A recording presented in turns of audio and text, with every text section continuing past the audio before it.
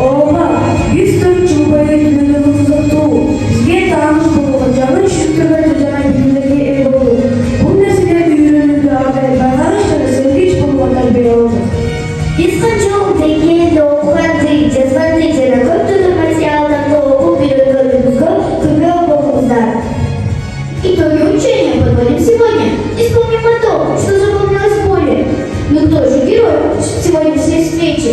Кого говорить будем страстные речи? Enjoy cool activities with nice and close. Listen to stories and share some loves. Впереди ночи пешки, тысячи пареньки. Тысячи пареньки. Yıllar ötümsüz besin almışım. Ötümce tat bilmesin ubağız. Altı şaydın muharinki mektepke. Beşinci klasa atlanağız.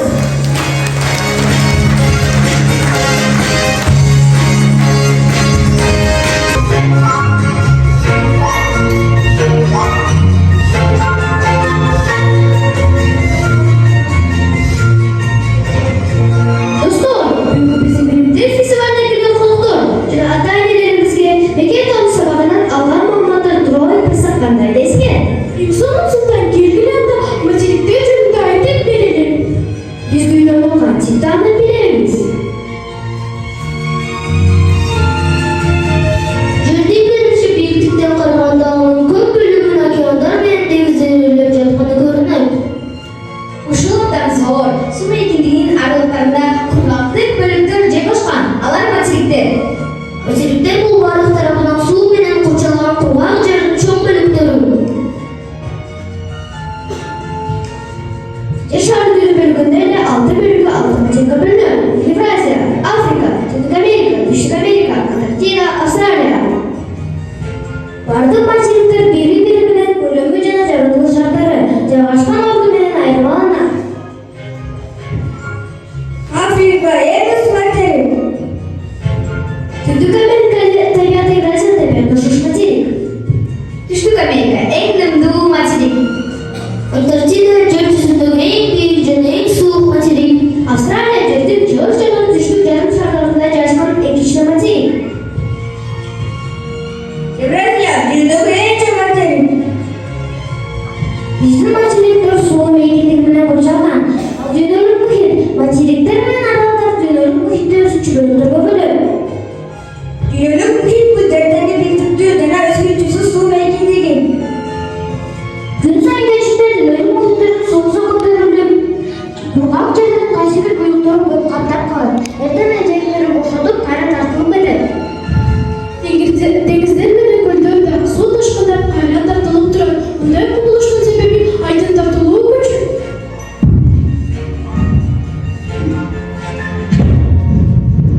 Мухиттердин эң чоңу жана тереңи Тынч мухити, кичинеси Түндүк мухити, Евразия абарынан жакыны Инд мухити. Aralar bu bölümde muhitlerin bölümleri deniz деп аталат. Deniz менен muhitin суулары тузсу болот. Кургактыктагы дарыялар жана кургактыктагы суулар бул дарыялар жана көлдөр, жер алдындагы суулар жана муздар, булардын баары планетадагы тузсуз суулардын башаты.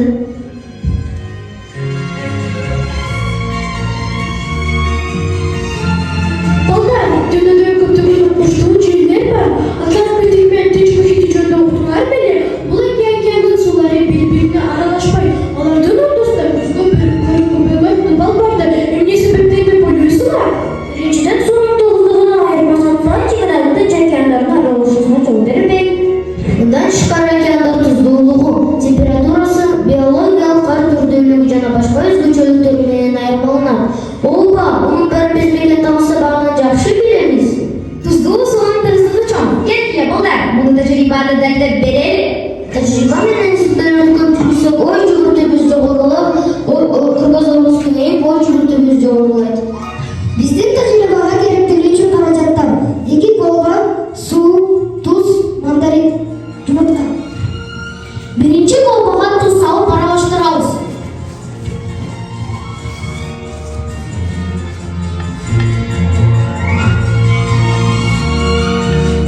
Экинчи колбага эчтеке салбайбыз. Эми колбаларга тең жумурткаларды салабыз. Өзүңүздөр байкагандай туздуу суудагы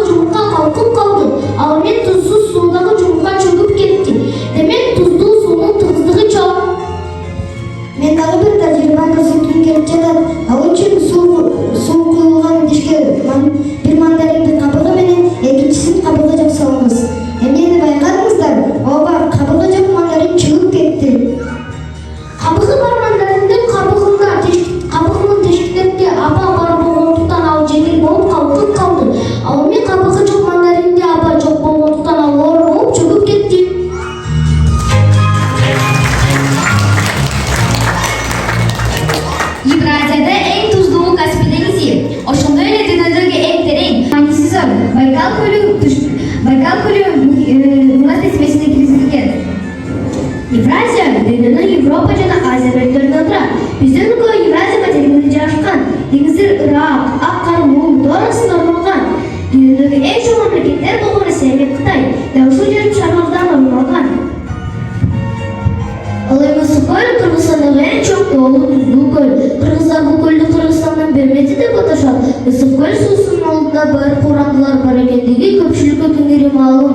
Дүниедегі 25 ірі көлдері қатарында және ең тірі көлдердің тізбесінде 7-ші орында тұрады. Балдар, Ысык көлдің ортасында эмне бар деп ойлайсыңар? Ысык көлдің ортасында балықтар бар. Дағы ойланғылачы. Ысык көлдің ортасында бай қораңдылар бар. Дағы ойланып көргілачы. 1, 2, 3. Таппадық, анда өзің айтып көрші. Таппасыңар, анда әмесе оқылам. Ысык көлдің ортасында дефиз бар. Балдар, қырғыз тіл сабағын өппедік біле. Демек, Ысык көлдің ортасында дефиз бар.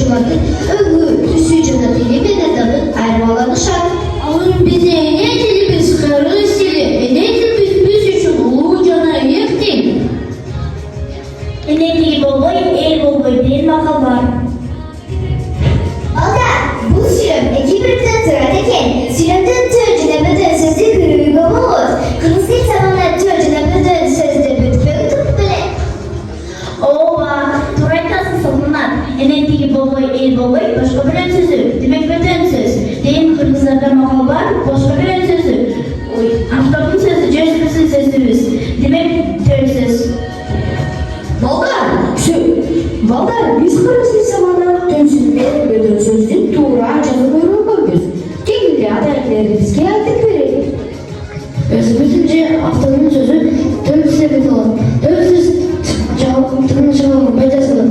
Başka bir sözü bütünsüz деп аталады. Bütünsüz өзгөрінбей айтылса, бүтін бойда тұрмақ чағалынып, башта қалене жазылады.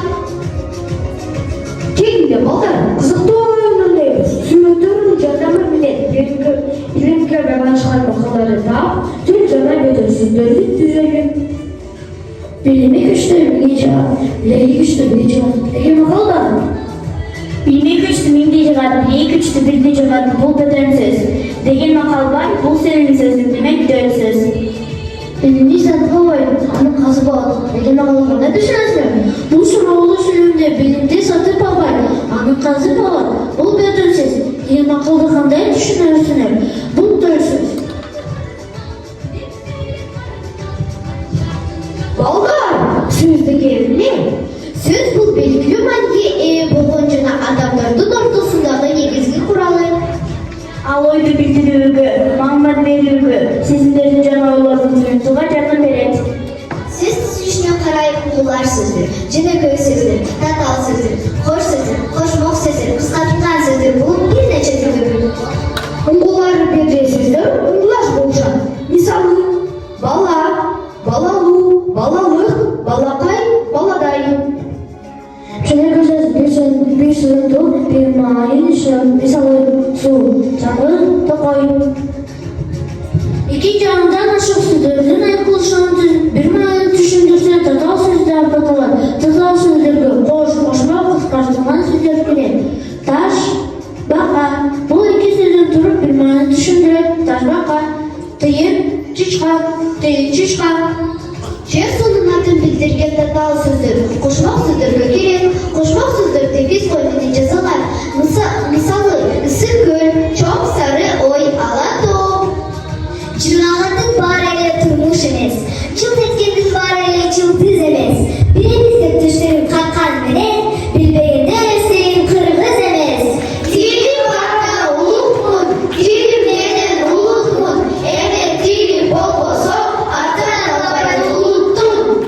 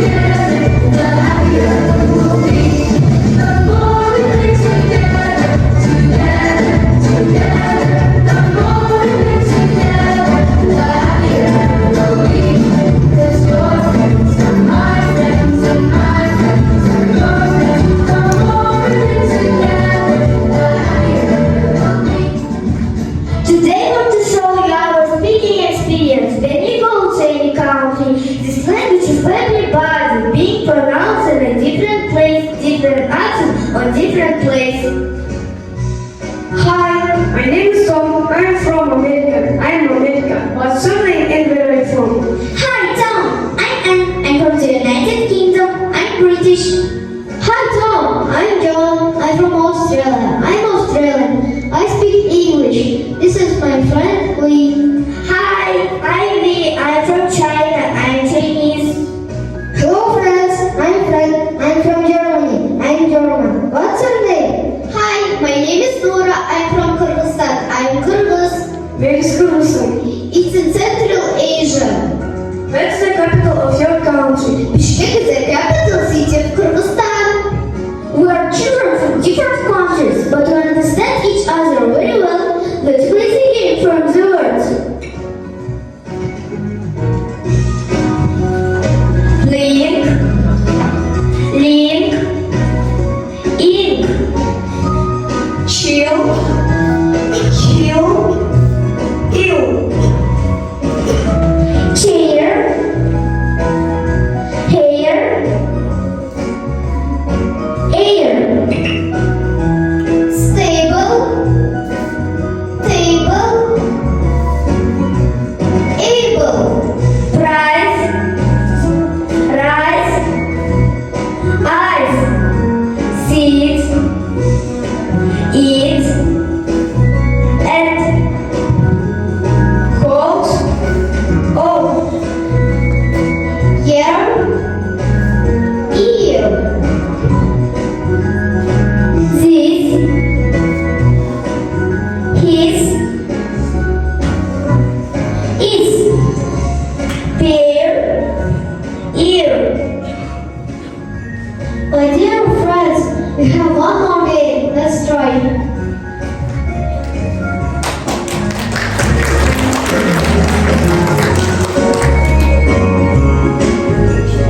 Do you know the game? Change the letter and make the word. For example, make, cake, bake, lake.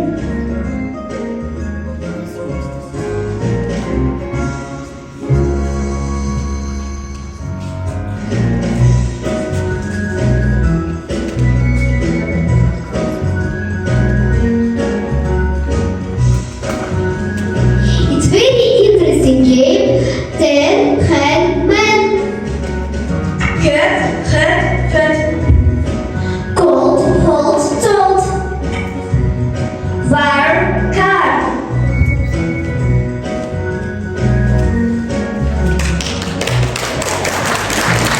Mister, sister.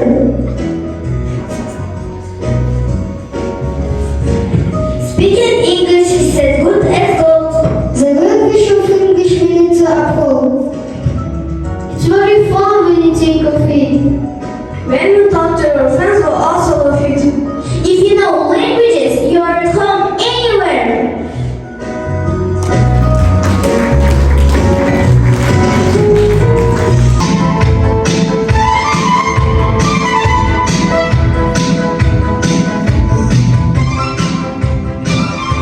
Biz matematika sınavında her türlü toplumaları atlamakta öğrendim. Duymalar, tabal tekmeleri, çoğunluklar, sen kadarı, ölüşler birleştirdik.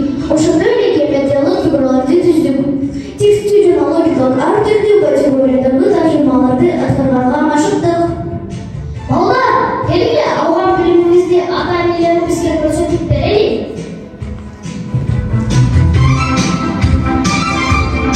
Вам bilmelerde faydalanıp bu logikalı tavşanan canlıları kalkılanca егерде тик бурчтук менен ник бурчтук 33 барабар болсо квадрат менен үч бурчтук 22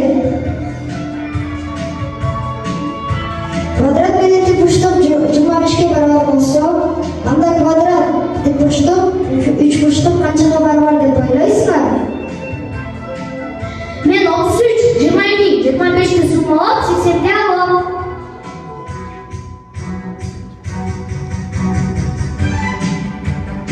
Evet, aşağı bayan kaplar bile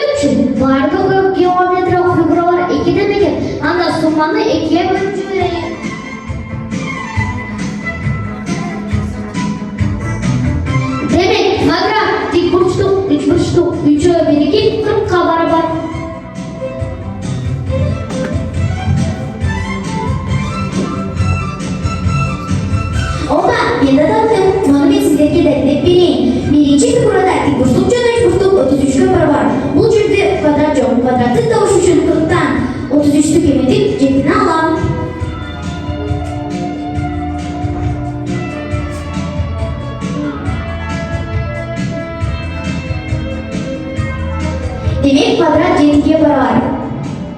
Ekinci figurada kvadrat жана üçburçluk 22'ye baravar. Бұл жерде тікбұрышлық жоқ. Тікбұрышлықты табыш үшін 40'тан 22'ni кемітіп 18'den alam.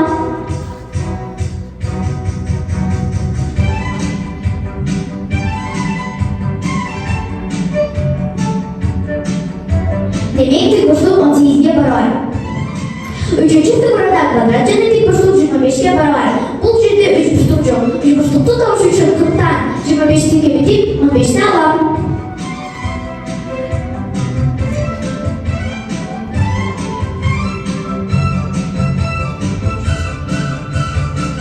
Demek üçburçluk 15'e baravar.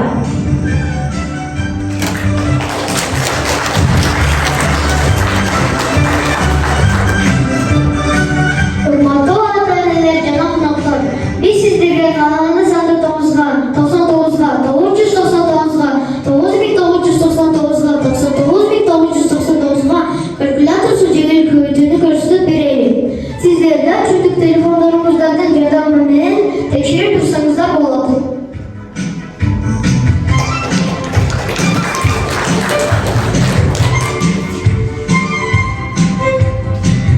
%25'ti 999'ga böldük görelim. Köyücüden bir kemiti 124'te aldık. Anı köyütündüğü yazıp alalım. Yani köyütücüden 124'te kemiti kelip çıkan sandı 124'ten 10 canına yazıp koyup yetişti.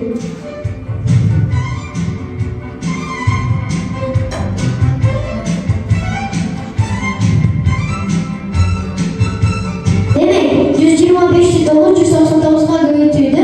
124'nin 875'e baravar.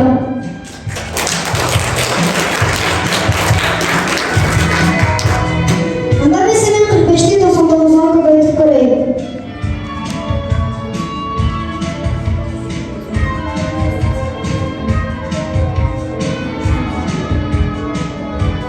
Beşten bir dikensen 44. 44'ü göğütündüğü yazam. Demek göğütü 3'den 44'ü dikensen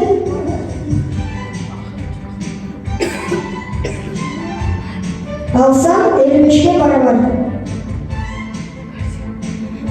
Demek 55'te 44'ün 10 canına yazıp koyup yetiştirdim.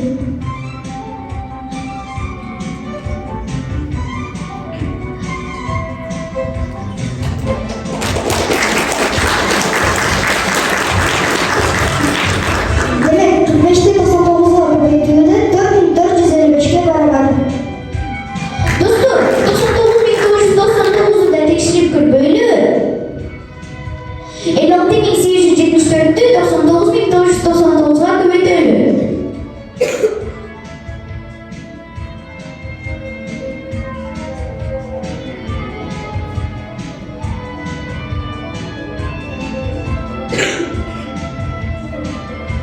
Köpürücünün bir dikemitim al 56.873'e baravar. Бұл санды көбөйтүндүгө жазып турам.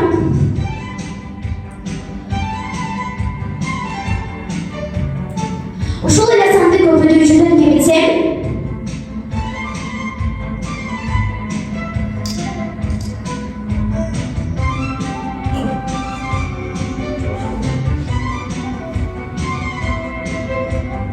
ал 43.126'ga baravar. 43.126'ны 56.873'tün 10 canına yazıp koyup yetiştim.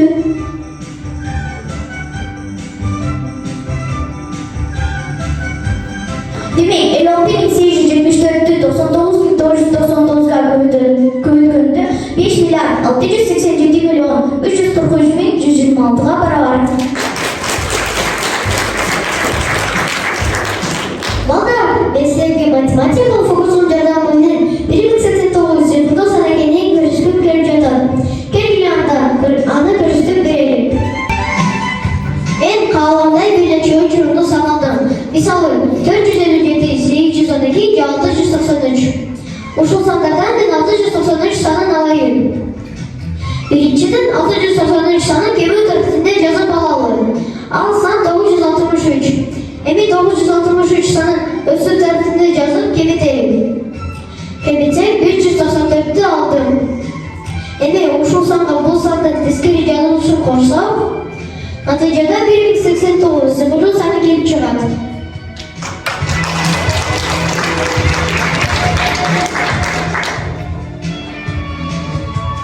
Мен дағы 457 сан текшеріп көрейінші.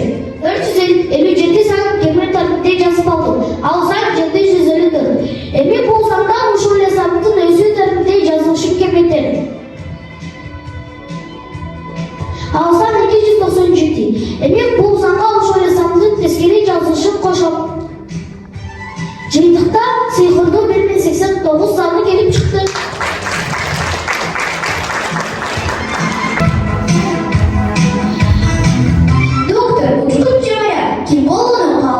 Кім болсам да беріп қой, есіңе бек түйіп қой.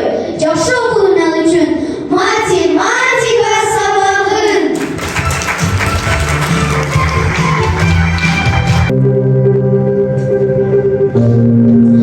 Ой, как же устала. Меня запресняют, ссорятся из-за меня, не берегут. А ведь я даю людям все: дом, воду, воздух и еду.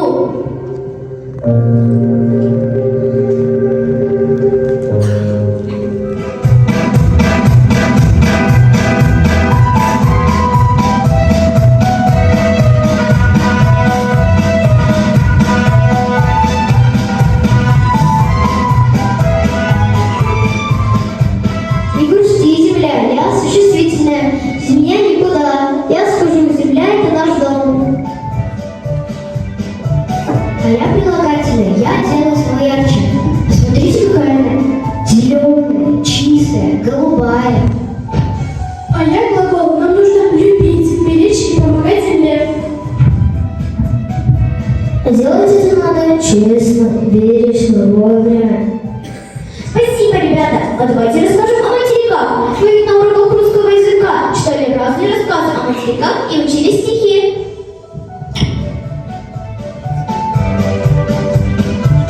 Давайте, на свете много островов, так много что изучить, а от больших материков мы насчитаем 6. Африка, Америка, Северная и Южная, Австралия, Евразия, Антарктида, Южная. А теперь, ребята, давайте расскажем отдельно про каждый материк. С какого материка начнем? Начнем с Америки. Вот она, Америка, 2 материка. Северная и Южная, все легко пока. Штаты, Мексика, Канада в северной живут. Ураганы и торнадо пролетают тут. В южной вот Колумбия, Чили, здесь Бразилия, Аргентина, Парагвай, Перу и Боливия. А я расскажу про Африку. А в Африке нет снега и пурги. А в Африке не носят сапоги. А в Африке пустыня, вся пизла Сахара. Редкие колючки здесь, ведь воды-то мало. А как в воду попадешь, лес тропический найдешь. Львы, слоны, жирафы там, носороги и гипопотамы. Змеи, обезьяны, прячутся прямо. А зубастый крокодил в самой длинной речке нет. А я расскажу про Евразию. Вот огромный великан материк Евразия. И куда ни глянь, во все здесь разнообразие. Озеро Байкал, чистое глубокое, горы Гималай самые высокие. Чем южнее, чем жарче, просто красота. А на крайнем севере вечная мерзлота. А я расскажу про Антарктиду.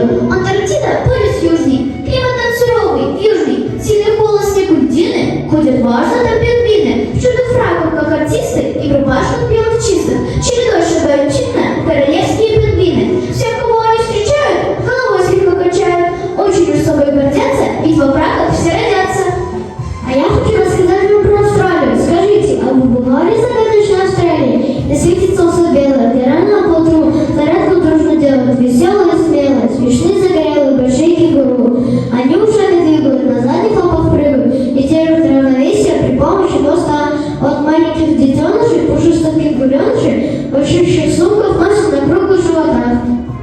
Вы просто молодцы, ребята! А вы знаете значение слова «материк»? Я знаю значение слова материк. Означает обширное место пространства Земли, омываемое морями и океанами. А какие синонимы можно подобрать к слову «материк»? Синоним слова материк – континент, суша, поверхность. Молодцы, ребята. А теперь я хочу задать вам еще вопросы. Материки омывают моря. Какая орфограмма в слове «моря»? Государственное гласное О. Чтобы проверить государственное гласное в корне, нужно изменить слово так, чтобы это гласное стало ударной. Например, моря, море, гнездо, гнезда, стена, стены, снега, снег, земля, земли. Все материки согреваются солнцем. Солнце основной источник энергии. А какая орфограмма в слове солнце? В слове солнце непроизносимое согласное Л. Проверочное слово солнечный или солнышко. А какие еще есть слова на непроизносимую согласную? Праздник, грустно, честно, пастбище, устное, сердце. Молодцы, ребята! Я очень рада слышать такие ответы. Ребята, на 6 материках живут разные народы. Мы отличаемся от африканцев, европейцев, цветом кожи, цветом волос. Но мы все живем на одной планете, на планете Земля. Нам нужно, чтобы на Земле был мир. Только так мы сможем сохранить планету.